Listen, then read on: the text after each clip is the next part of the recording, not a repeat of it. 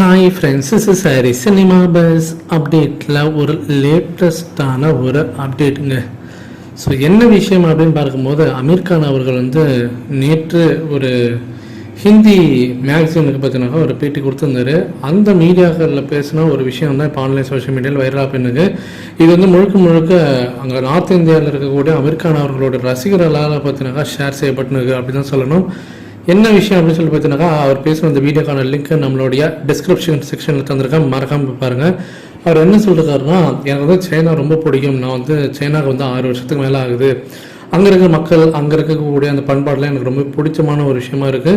So என்னுடைய படம் அங்கே ரிலீஸ் ஆகி ரொம்ப நாள் ஆகுது. ஸோ இந்த வருஷம் லேட்டர் திஸ் இயர், அதாவது இந்த வருஷத்தோடைய செகண்ட் ஹாஃபில் கண்டிப்பாக நான் சைனாவுக்கு வருவேன். ஷாங்காய், டோக்கியோ, பீஜிங்லாம் நான் வருவேன். கண்டிப்பாக அங்கே அவங்களெல்லாம் ஃபேன்ஸ் எல்லாம் சந்திக்கிறேன் அப்படின்ற மாதிரி அவர் பேசியிருக்காரு.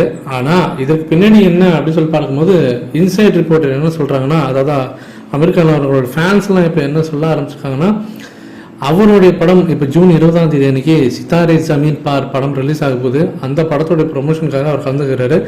அந்த படத்தையும் கூலி படத்தையும் அவர் சைனாவில் ரிலீஸ் பண்ணுறதுக்கு ரொம்ப மும்முறை காட்டியிருக்காரு. ஸோ 2 படத்தையும் இந்த வருஷம் சைனாவில் ரிலீஸ் பண்ணிடணும் அப்படின்றதுல முனைப்பு காட்டி வேலை செஞ்சுருக்காரு. சமீபத்தில் அமீர் கான் அவர்களும் லோகேஷ் கனகராஜ் அவர்களும் பார்த்தீங்கன்னா நெதர்லாண்ட்ஸ் போயிருந்தாங்க.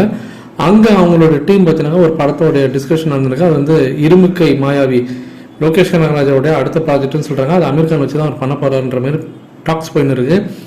ஸோ அந்த படத்தோட ப்ராஜெக்ட் சம்பந்தமாக டிஸ்கஸ் பண்ணும்போது, அப்போ அமீர் கான் அவர்கள் என்னோட படம் ரிலீஸ் ஆகுது, அப்படியே உங்கள் படத்தையும் ரிலீஸ் பண்ணலாமா அப்படின்னு கேட்கும்போது, லோகேஷ் கனகராஜ் சன் பிக்சர்ஸ் கிட்ட பேசி இது ஒரு பெரிய லெவலில் பேன் வேர்ல்டு லெவலில் இந்த படத்தை ரிலீஸ் பண்ணலாம், கூலி அந்த அளவுக்கு ஒரு நல்ல ஒரு தரமான கண்டென்ட்டான மூவி அப்படின்ற மாதிரி அவர் சொன்னதாகவும், ஸோ அதுக்கு இப்போ சன் பிக்சர்ஸ் கிட்ட பேச்சுவார்த்தையில் நடந்துனுக்கு.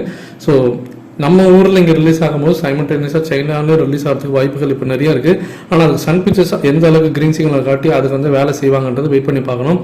ஸோ அமீர் கான் அவர்களுடைய இந்த ஒரு பேட்டி பார்த்தீங்கன்னா இப்போ வைரலாக போயிருக்கு ஃப்ரெண்ட்ஸ். நம்மளுடைய தமிழ் திரைப்படங்கள்லாம் பார்த்தீங்கன்னா இதான் 1-2 படம் தான் சைனாலே ரிலீஸ் ஆகும். எக்ஸாம்பிள் சொன்னாக்கா 2.0 படம் ரிலீஸ் ஆச்சு. அதுக்கப்புறம் மட்டும் மகாராஜா படம் ரிலீஸ் ஆச்சு, விஜய் சேதுபதியோட படம். ஸோ இந்த படம் ரிலீஸ் ஆகுமா அப்படின்றதுக்கு நம்ம வெயிட் பண்ணி தான் பார்க்கணும். ஆனால் சாத்தியம் இருக்குது. சன் பிக்சர்ஸ் முடிவு பண்ணி இறங்கினாங்கன்னா தரமான சம்பவம் காத்திருக்கு ஃப்ரெண்ட்ஸ்.